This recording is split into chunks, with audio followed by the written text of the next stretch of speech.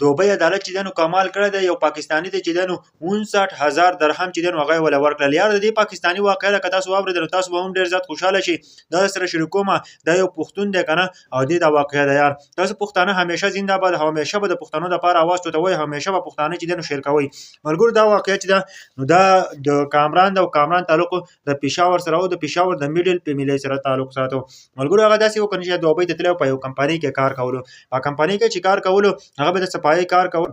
18 کالو کې چې دی نو دې له یوه چوټي هم دې کمپنۍ والا نه ورکړل. لکه 18 کاله دې کار کړی دی خو دې پکې یوه ورځ چوټي هم نه ده کړې. ملګرو د هغه نه پس چې دی نو د کمپنۍ والا ولګېدلو او کامران چې د دغې کمپنۍ نه ویستلو. د کامران ولګېد او دې لاړ چې دی نو دې پې کمپلین وکړو چې کله هغه مالک عدالت ته راوغوښتلو، هغه عدالت کې ورته ټوله قصه وکړله.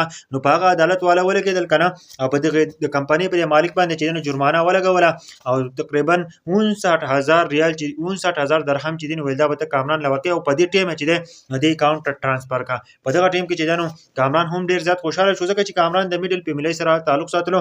ولې چې تا په 18 کالو کې تا یوه ورځ چوټي دی له نه ده ورکړ، او ته چې دی نو ته اوس دا د کمپنۍ نه وباسي.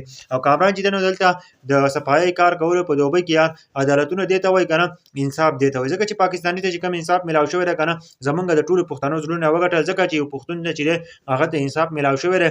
ځکه چې ټول عمر چې دی نو هغه په هغه کمپنۍ کې کار کولو، او بیا چې دی نو 18 سال پس چې دی نو هغه د کمپنۍ نه ویستو، او هغه په عدالت کې چې دی نو کمپلین وکړو. د هغه نه پس چې دی نو هغه عدالت والا ولا داسې ښایسته فیصله وکړله. داسې عدالتونه وایي زموږ د دې پاکستان د دې په شان نه ګورئ ښه، داسې ښایسته عدالت او داسې ښایسته فیصلې، ځکه چې د پاکستانونو زړونه خوشحاله کړلو. ټول چې دی نو دا ویډیو شیر کړئ. یار زموږ د پښتون یو غټه کارنامه کړې ده، ځکه چې هغه هم په په عدالت کې پې کمپلین کړی و، او الله پاک چې دی نو هغه له 59,000 درهم چې دی نو هغه ته میلاو شولو، او زه په خوشحالۍ باندې کور ته راشي. ملګرو نو داسې چې دی نو داسې فیصلې وشي نو سړی زړه خوشحاله شي چې په بهر ملکونو کې هم د پاکستانو عزت دی. پاکستاني هم ډېر زیات چې دی نو هغوی کوښښونه کوي، خاص کر پښتانه نه دي هغوی چې دی نو کار چې کوي نو هغوی په کار باندې ځان وژني. ملګرو که تاسو سوچ وکړئ. ملګرو ټولو ته مې خواست دی چې ویډیو ضرور شیر کړئ. یار نن هم دا زړه خوشحاله شو چې دوبۍ حکومت چې دی د دوبۍ عدالت چې دی نو یو داسې فیصله وکړله چې هغه د پاکستاني په حق کې د یو پښتون په حق کې وه.